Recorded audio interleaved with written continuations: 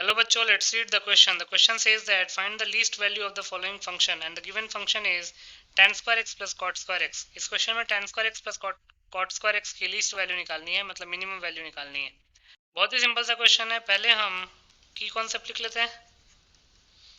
पहला की कॉन्सेप्ट है a square plus b square can be written as a minus b whole square plus 2ab। और दूसरा a minus b whole square की जो value होती है वो हमेशा ग्रेटर देन इक्वल टू 0 होती है।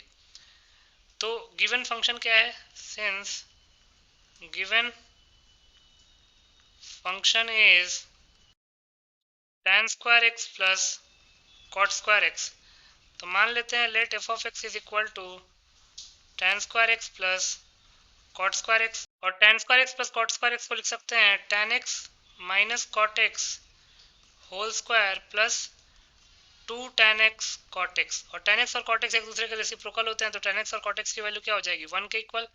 तो ये हो जाएगा tan x minus cot x whole square plus 2। तो यहाँ से f ऑफ x क्या आ गया हमारे पास? tan x minus cot x whole square plus 2।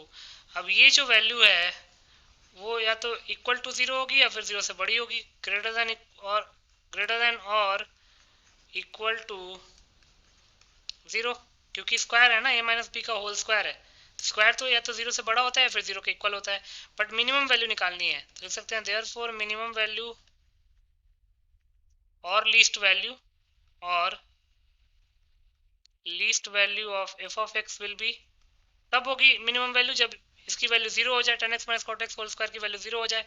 और उस केस में मिनिमम वैल्यू आएगी क्या? 0 plus 2 that is 2 when tan x minus cot x whole square will be equal to 0।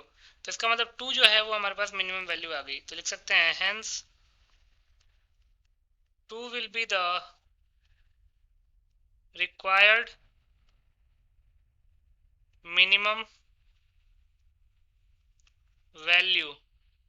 So 2 will be the final answer. I hope you understood it well. Best of luck.